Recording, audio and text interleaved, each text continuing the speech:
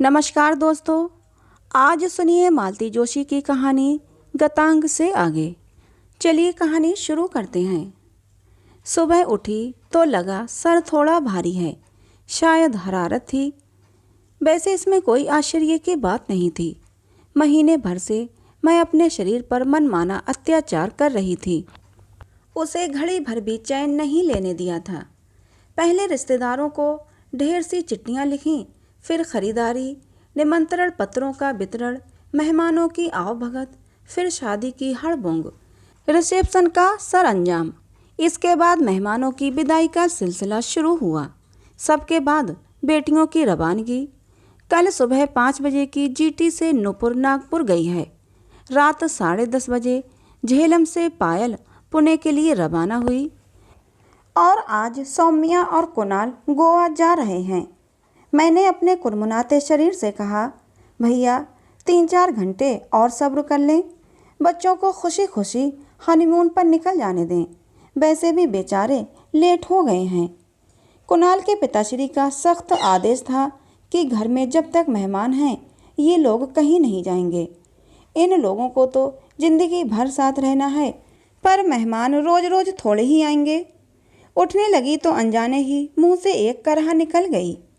क्यों, क्या हुआ? तबीयत तो ठीक है। इन्होंने सिर से रजाई हटाकर औपचारिकता निभा दी। तबीयत को क्या हुआ है? मैंने चिढ़कर कहा। सर्दी में बिस्तर छोड़ने का दिल नहीं कर रहा है। फिर मैं कमरे में रुकी नहीं। जरा भी अलसाती तो इन्हें संदेह हो जाता। किचन में आकर मैंने झटपट चाय बनाई। पंडित तो ईमानदारी से सुबह आ गया था। उसके हाथ कमरे में चाय भिजवाई, उसे मीनू समझाया और फिर नहाने चली गई। पहला लोटा उंडेलते ही मेरी गिग्घी बंद गई। हे भगवान, कहीं सचमुच बुखार तो नहीं चढ़ रहा? इससे तो अच्छा था कि नहाने की छुट्टी कर देती या फिर देर से नहा लेती। पर वो एक वहम सा मन में बैठ गया है ना कि कोई बाहर गांव जा रहा हो तो नहाना धोना पहले निपटा लेना चाहिए। मेरी सास तो बाद में कपड़े भी नहीं धोने देती थी। किसी तरह कपड़े पहने और बाहर आई। बिंदी लगाते हुए सोचा, बच्चों को अब जगह देना चाहिए। आवाज़ देते संकोच तो होता है, लेकिन नहीं दूंगी तो फिर लेट हो जाएंगी। पर बाहर आकर देखा तो सौम्या उठ आई थी। गुलाबी साड़ी में वो ताजे खिले गुलाब की तरह लग रही थी। हैदराबाद मोतियों के इकहरे सेट को छोड़कर शरीर पर एक भी गहना नहीं था। कल रात ही वो सारे जेवर मुझे दे गई थी।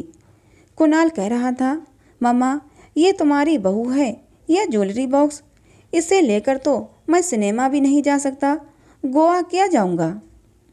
इतने दिनों तक उसका गहनों से लंदा फंदा रूप देखने के बाद ये निराधार सौंदर्य बड़ा मोहक लग रहा था।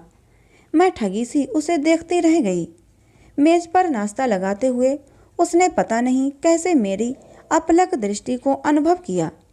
पलटकर उसने मेरी ओर देखा और झुककर मेरे पैर छू लिए। मैंने दोनों हाथों से उसका चेहरा थामकर माथे को हल्के से चूम लिया। हाय मम्मी जी, आपको तो बुखार है। उसने मेरे दोनों हाथ अपने हाथों में लेते हुए कहा। मैंने जल्दी से हाथ छुड़ा लिए और कहा, डॉक्टरों को तो बस हर जगह पेशेंट ही नज़र आते हैं। अब जिंदगी भर तुम्हें यही कहना है, लेकिन इन 8-10 दिनों में डॉक्टरी नहीं करोगी, समझी? अब जाओ और उस लेट लतीफ़ को जगाओ, नहीं तो प्लेन छूट जाएगा। इसके बाद मैं नाश्ते के सरअंजाम में लग गई और ख़ुद भी अपनी नासाज तबीयत को भूल गई। उतनी सुबह मैंने इडली बड़ा सांभर बनवा लिया था। मिठाइयों का अंबार तो घर में लगा ही था। पूरी मेज डोंगों से खचाखच भर गई थी। कुणाल, तुम्हारी मम्मी को शायद पता नहीं है कि हवाई जहाज़ में नाश्ते का भी प्रावधान होता है। इन्होंने चुटकी ली। मुझे सब पता है और वहाँ जैसा नाश्ता मिलता है वो भी मालूम है, मैंने तुनक कर कहा। खाना तो डैडी सब जगह मिलता है, पर मम्मी के हाथ का स्वाद थोड़ी ही मिलता है। मेरा तो मन हो रहा है कि ऊँट की तरह 8-10 दिन का इकट्ठा ठूंस लूँ। ज़्यादा मक्खनबाजी की ज़रूरत नहीं है। खाते हुए जरा घड़ी की तरफ भी देखते जाओ। मैंने झूठ मूठ की डांट लगाई, पर भीतर से मैं पुलकित हो रही थी। अपने छौने पर प्यार उमड़ रहा था। चलते समय दोनों ने पैर छुए तो छाती से लगाकर प्यार करने का मन हो आया, पर डर गई। अगर सचमुच बुखार हुआ तो कुणाल फौरन पकड़ लेगा। फिर उसके पिताजी हाय तौबा मचाने लगेंगे। जाते हुए बच्चों का मूड बेवजह खराब हो जाएगा। इन्हें तो बस चिल्लपो मचानी आती है, करेंगे धरेंगे कुछ नहीं। अगर बुखार ज़्यादा हुआ तो कुणाल को रोक भी लेंगे, कोई भरोसा नहीं है। हवाई अड्डे से लौटते हुए इन्होंने पूछा, कहीं बाजार वगैरह जाना है या घर ही छोड़ दूं? क्योंकि मैं तो अब सीधे दफ्तर ही जाऊंगा, लंच पर भी वेट मत करना। बाजार में अब क्या रखा है, बहुत खरीदारी कर ली, मुझे तो आप घर ही छोड़ दीजिए। तबीयत कुछ भारी लग रही है। बीपी तो नहीं बढ़ गया? कुणाल से चेक करवा लेती। क्यों, शहर में डॉक्टर नहीं है क्या? जाते जाते भी उन्हीं लोगों को बोर करती। इसमें बोर करने की बात नहीं है, it is his professional duty. और आपकी कोई ड्यूटी नहीं है? मैंने मन ही मन भुनभुनाते हुए कहा, यह भी तो नहीं होगा कि आधे दिन की छुट्टी ही ले लें। अच्छा टेक केयर, उन्होंने गेट की तरफ जाते हुए कहा, और लंच पर इंतज़ार मत करना। सुन लिया, कितनी बार बताएंगे? मैं फिर भुनभुनाई। तब तक गाड़ी नज़रों से ओझल हो चुकी थी। इतने दिनों की गहमा गहमी के बाद वो खाली घर एकदम भाएं भाएं कर रहा था। भीतर पांव देते ही लगा, ये सन्नाटा मुझे निगल जाएगा। रसोई में झांकने को भी इच्छा नहीं हुई। पंडित को सब कुछ समेटने के लिए कहकर दोपहर की छुट्टी दे दी और खुद कमरे में आ गई। कपड़े भी नहीं बदले और बिस्तर पर दुबक गई। लेटते ही झुरझुरी हो आई। फिर तो शरीर कांपने लगा, दांत किटकिटाने लगे। इनकी भी रजाई ओढ़ ली, फिर भी ठंड थी कि कम होने का नाम ही नहीं ले रही थी। मैंने सावित्री को आवाज़ दी कि बड़ी पेटी में से एक और रजाई लाकर डाल देना, पर वो शायद आंगन के बर्तन मांज रही थी। पंडित भी चला गया था। न मेरी आवाज़ निकल रही थी, न मुझ में उठने की हिम्मत थी। यूं ही ठिठुरती हुई पड़ी रही। सोचा बहुत होगा तो गद्दे के नीचे दुबक जाऊंगी, पर भाग्य से उसकी नौबत नहीं आई। धीरे धीरे मेरी कंपकपी कम हुई, दांतों का बजना भी कम हुआ और मैंने राहत की सांस ली। तब अचानक मेरे मन में एक विचार कौंधा और मैं कांप गई। कहीं मेरे शरीर में मेरी सास की आत्मा तो नहीं आ गई? नहीं तो इस तमाशे का मतलब क्या है? अगर 4 घंटे पहले ही ये सब होने लगता तो क्या ये कुणाल को जाने देते, या कुणाल के ही पांव कैसे उठ पाते? मैंने ईश्वर को लाख लाख धन्यवाद दिया कि मेरी लाज रख ली, नहीं तो बहू रानी मुझे जिंदगी भर कोसती रहती, जैसे मैं परम पूजनीय अम्मा जी को कोसती हूँ। मुझे अपने दिन याद आ गए। उस समय हनीमून पर जाने का रिवाज इतना आम नहीं था। यूँ जाने वाले जाते भी थे, पर हमारे घर में वो सवाल ही नहीं उठा। मैंने भी खास बुरा नहीं माना। घर में एक अकेली सास ही थी। सोचा अपना हनीमून तो घर में भी मन सकता है। लेकिन ये तो बाद में पता चला कि ये जो एक अकेली औरत है, पति की मुकम्मल दुनिया है। श्रवण कुमार के बाद इतिहास में इनका ही नाम लिखा जाएगा। पहली बार सुबह सुबह चाय बनाकर इन्हें जगाया तो फरमान मिला कि सुबह की चाय अम्मा जी के कमरे में पी जाती है। रात के बासी कपड़ों में उनके सामने जाते संकोच हुआ।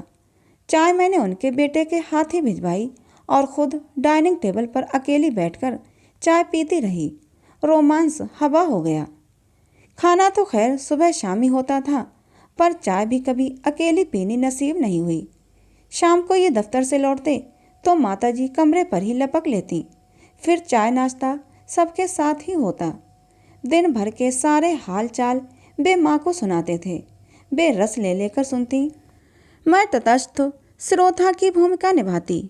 इसके बाद वे जब कमरे में लौटते तो रीत चुके होते थे, पस्त होकर पड़े रहते। दिन भर की मेरी आतुर प्रतीक्षा व्यर्थ हो जाती, कितना कुछ अनकहा रह जाता। शाम को कहीं घूमने जाना हो या पिक्चर देखनी हो, उस समय माँ का अकेलापन इन्हें अपराध बोध से भर देता। लिहाजा यथासंभव हम तीनों साथ ही बाहर निकलते या फिर घर में बैठकर रमी खेलते। अपवाद केवल उन शामों का होता था जब हम दोनों कहीं निमंत्रित होते थे।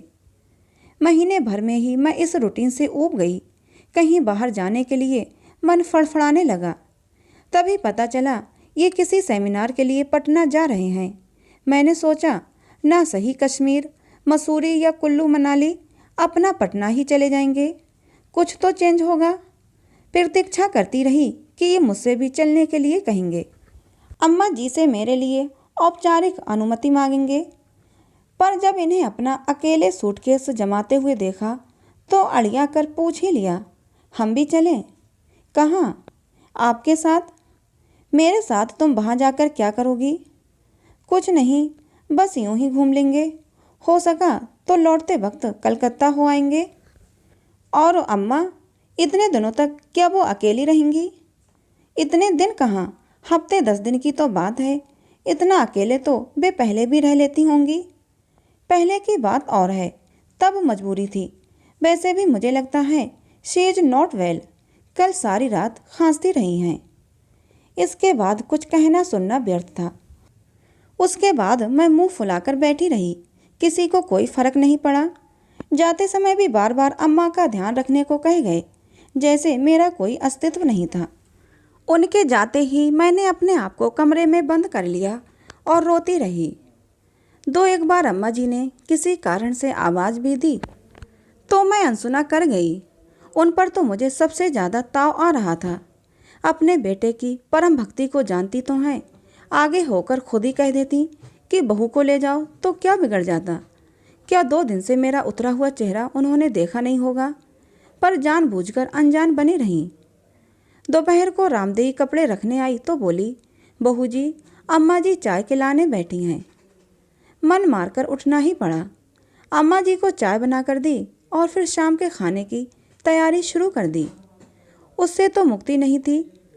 अम्मा जी और रामदेई पूरे वक्त मेरी सूजी ही आंखों को देखती रहीं, पर किसी ने कुछ नहीं कहा।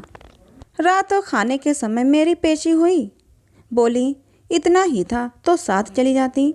नौकरों चाकरों के सामने नौटंकी क्या अच्छी लगती है? मुझे तो जैसे आग लग गई। तो मैं नौटंकी कर रही थी? आदमी कम से कम भाषा का चुनाव तो ठीक से करे। गुस्सा तो बहुत आ रहा था, फिर भी संयम बरत कर कहा, साथ जाने की बात तो थी, पर जो अकेली रह जाती इसलिए। अरे हमारा क्या है, हम तो अकेलापन लिखा कर ही लाए हैं। तुम्हें 8 दिन का बिछो भारी पड़ रहा है और यहाँ 14 साल से बैठे हुए हैं। मैं तो स्तब्ध रह गई। ये कैसी महिला है? किस प्रसंग की तुलना किस प्रसंग से कर रही है? बहू तो जैसी भी है पराई है, पर कम से कम अपने बेटे का अमंगल तो न सोचें। पता नहीं क्यों मुझे उनसे एकदम वितृष्णा सी हो गई। सोच लिया कि इस औरत के सामने कभी अपनी कमजोरी का प्रदर्शन नहीं करूंगी। उन्हें दोबारा कुछ कहने का मौका नहीं दूंगी। मुझे तो बस उनके सुपुत्र की प्रतीक्षा थी। ये बात तो मैं उनसे जरूर कहूँगी। वे भी तो जान लें कि उनकी परम पूजनीय माता जी क्या चीज़ हैं। ये पूरे 12 दिन बाद लौटे। दिन भर मैं कुलबुलाती रही, पर कुछ कहने सुनने का मौका ही नहीं मिला। हस्बे मामूल पहला मौका अम्मा जी को ही मिला। उन्होंने मेरी शान में काफ़ी कसीदे पड़े होंगे, क्योंकि ये रात को सोने के लिए आए तो भरे हुए थे। आते ही बोले, छी, ये क्या बचपना करती रहती हो? अम्मा ऑकवर्ड फील कर रही थीं। भला इसमें रोने धोने की क्या बात थी? मैं कोई विदेश तो गया नहीं था। उनकी इस बात पे मैं इतना रोई कि रोते रोते सुबह कर दी। मेम साहब खाना नहीं खाएंगी क्या? साहब भी अभी तक नहीं आए, 2 बज रहे हैं। सावित्री मेरे सिरहाने खड़ी होकर पूछ रही थी। जैसे ही मैंने कुछ कहने के लिए रजाई हटाई, वो चौंक पड़ी। अरे आप तो रो रही हैं, बाबा की याद आ रही है। ये बात ठीक नहीं है मेम साहब। अब तो जी कड़ा करना होगा। अब तो बहुरिया आ गई है, अब बाबा अकेले थोड़े ही हैं। मुझे लगा सावित्री अगर इसी तरह बोलती रही तो मैं सचमुच फफक कर रो पड़ूंगी। उसे टालने की गरज से मैंने कहा, सुबह नाश्ता बहुत हो गया था, इसलिए आज साहब भी नहीं खाएंगे।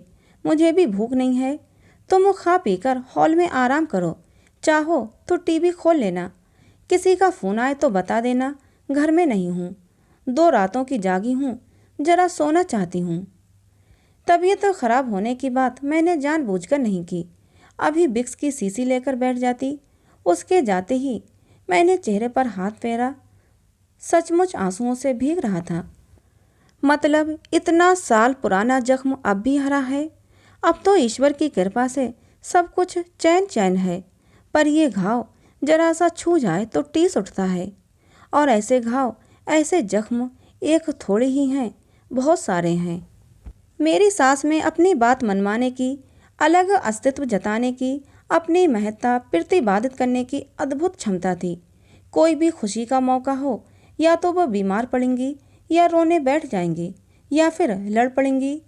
मुझे एक भी ऐसा तीज त्योहार याद नहीं आता जब घर में उन्होंने हंगामा न किया हो।